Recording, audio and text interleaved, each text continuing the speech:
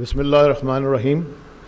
Principal staff officers, honorable families of Shuhada, distinguished guests, ladies and gentlemen, Assalamu alaikum wa rahmatullahi wa barakatuh. It is my profound privilege and honor to attend the first commemoration ceremony of Maarka-e-Haq. On this special occasion, I thank all the distinguished guests for joining us today. No doubt, the presence of Shuhada families and the war heroes make this event special and memorable for us all.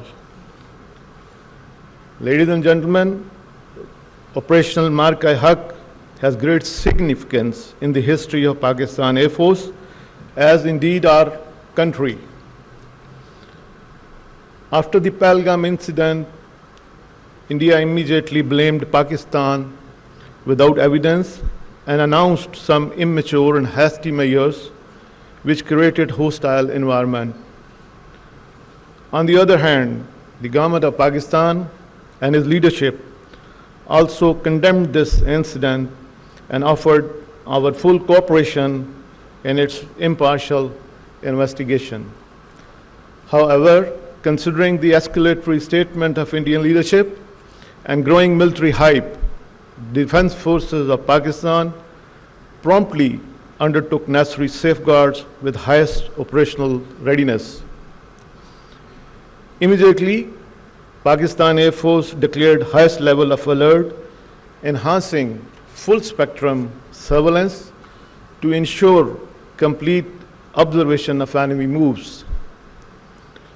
Ladies and gentlemen, to thwart any hostile intent, Pakistan Air Force maintained a strong defensive counter-air posture through launching of multiple CAP day in and out. We also did time scrambles and round-the-clock surveillance through airborne early warning radar and through our integrated air defense system. Alongside, Pakistan Air Force deployed, integrated, and operationalized its multi-domain assets all across in the shortest possible time to counter any aggression which was evident. IF transport fleet flew over 550 sorties to support large-scale forward deployments of its fleet and offensive weapon system, whereas Pakistan Air Force was observing each and every Indian Air Force move that was being undertaken. Indian Air Force effort to conceal its preparedness and asset were denied through bold counter moves by Pakistan Air Force. Pakistan Air Force undertook aggressive preparatory exercises and deployment in north, south, and center. Predominantly in first phase, we started to deploy towards south with an aim to, pull out the Indian aircraft which was, deployed somewhere in Ambala and Gwalior, and that was their main punch. I'm referring to the Rafale aircraft.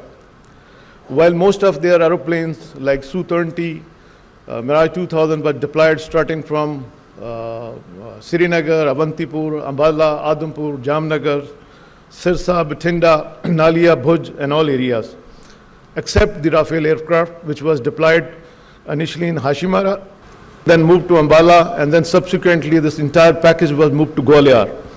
And this was one of their tactics to, hide their main force, but because of the PF very aggressive posture toward the south and center, we managed to pull them and then the north to south areas. This forced the Indian Air Force to reconfigure and redeploy itself, therefore revealing their posture. At the same time, Pakistan Air Force concealed own deployments, strategy through deception, electronic emission, multiple redeployment, and unpredictable pattern of operation. This all ensured that the adversary remained oblivious of our plans. During this hostile buildup, Pakistan Air Force, being eyeball to eyeball with the adversary, maintained the highest state of readiness and continued to safeguard the aerial sovereignty of Pakistan. Till the wee hours of 7th May 2025, when enemy decided to launch his massive attack comprising multiple packages of high-tech aircraft, all across our border from north to south. The move was picked up by Pakistan's cyber warriors much before it was detected by the traditional surveillance grid for Pakistan Air Force. Pakistan Air Force scrambled formation of J-10 and F-16 aircraft to form up strong defensive counter-air with backup of J-17 aircraft.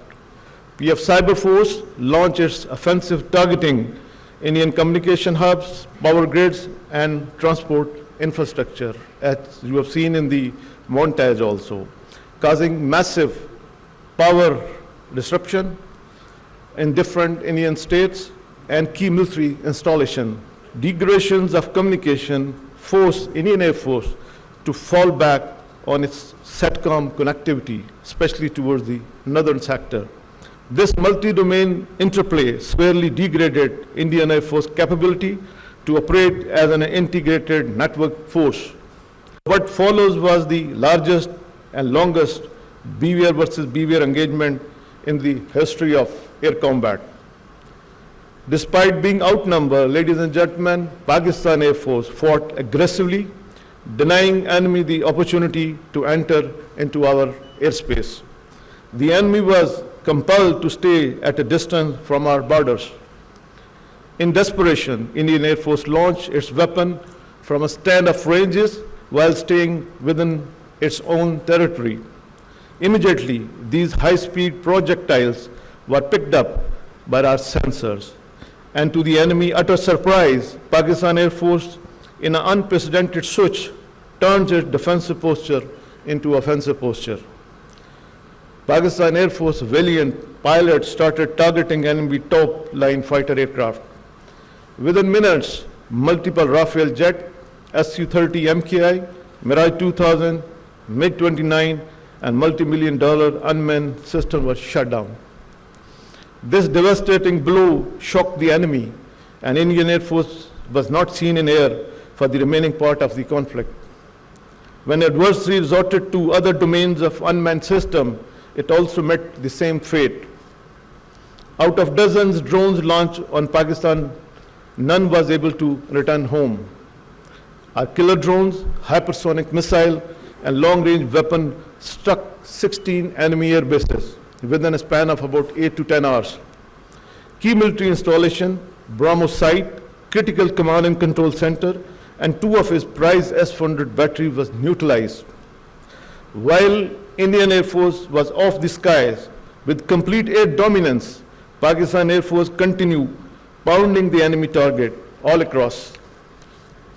The adversary was shocked by the Pakistan Air Force aggressive attack, campaigns against its main bases, and key installation all across sectors. At the core of this success was Pakistan Air Force homegrown kill chain that seamlessly integrated all our operational element into single formidable force package. We employed element of cyber, electronic warfare, and space along with long-range vectors, unmanned aerial system, killer drones, and loitering munitions. For the first time in the history of air warfare, PF conducted full-spectrum, multi-domain operation. The world was stunned to witness this superb execution of PF operation that were excellently choreographed and flawlessly executed. Thus, Pakistan Air Force strongly displayed its capability, resilience, and dominance in Maarka-e-Haq, upholding the glorious legacy being second to none. Certainly, this resounding success was the outcome of unified approach by all the elements of national power and above all, Allah's special blessing. Without any doubt, Pakistan Air Force could have gone further, but we exercised responsibility, mature and well-calibrated force application.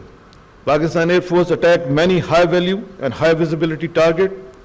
Its power and transport system was disrupted, critical operational installation crippled, most modern Rafale were shut down, and state-of-the-art S-400 battery was destroyed. The enemy was literally on its knees much before we could imagine.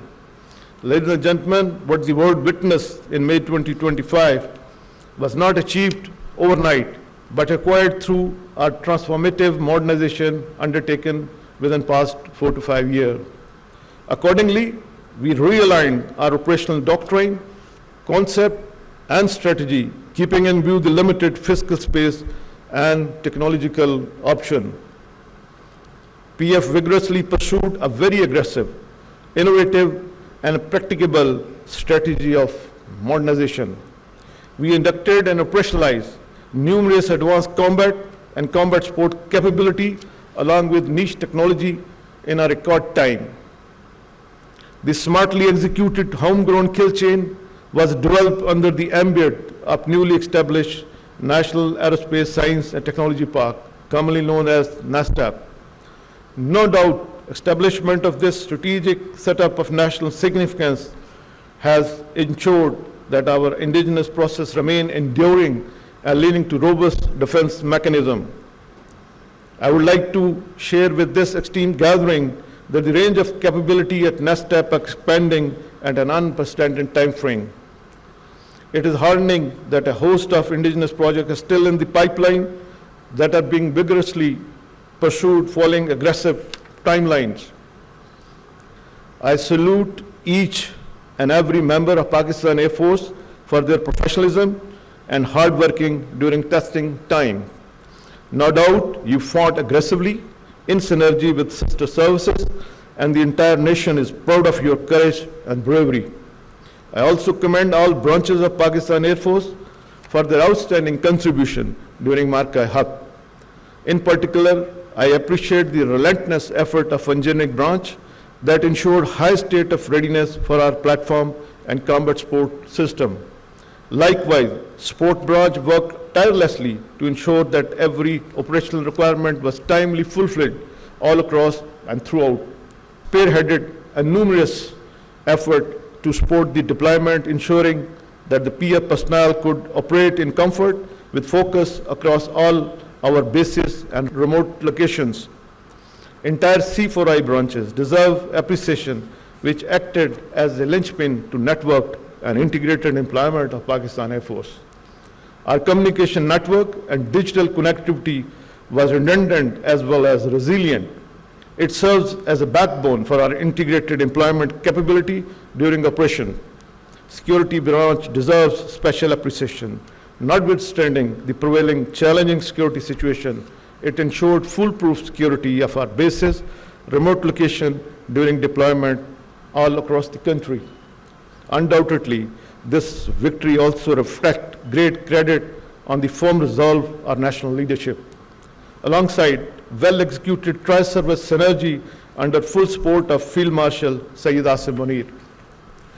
While celebrating this success with humility, we singularly remain focused on preparing hard for the future challenges.